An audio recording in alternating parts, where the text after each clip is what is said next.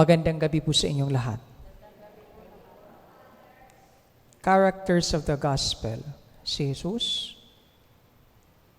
yung paralitiko, at yung apat na kalalakihan. Itong apat na kalalakihan, atin pong narinig na kinarga nila yung paralitiko para ilapit kay Jesus.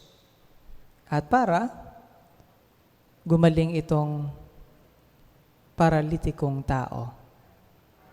Itong paralitikong taong ito, siya po'y simbolo ng mga tao sa buhay natin na hindi capable na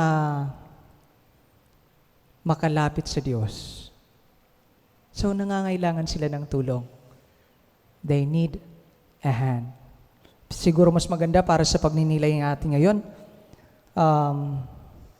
mas magandang pagnilayan natin ang salitang friendship. Ano kaya ang kalidad ng isang mabuting kaibigan? O, mas personal na tanong, tayo kaya ngayon,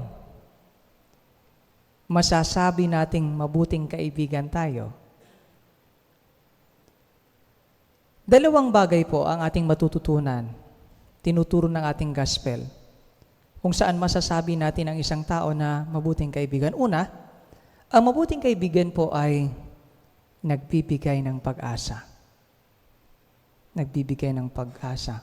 Siguro kung tayo yung nasa kalagayan nitong taong paralitiko, tapos binuhat tayo, nilapit kay Jesus para mapagaling, nako, talagang sasabihin nating may Diyos.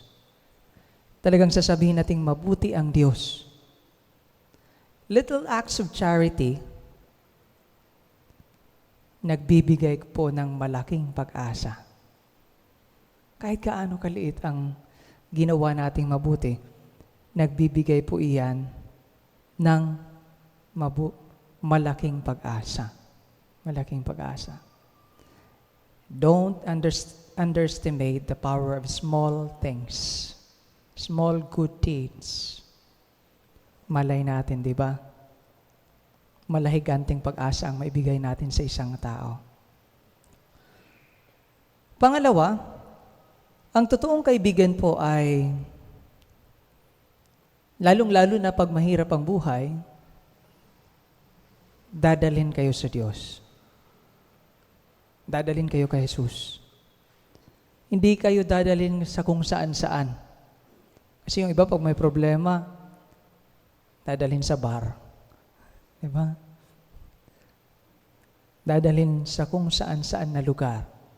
Pero ang totoong kaibigan, masasabi natin, tinuturo sa atin ng gospel na ang totoong kaibigan, pag may problema po ang isang kaibigan mo, ilapit mo sa Diyos. Ituro mo sa Diyos. Dalhin mo sa Diyos.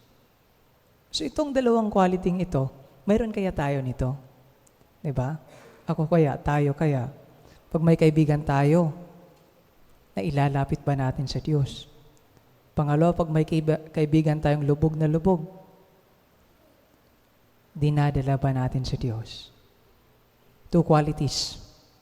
Nagbibigay pag-asa at dinadala ang kaibigang lalong-lalo na may problema patungo kay Jesus.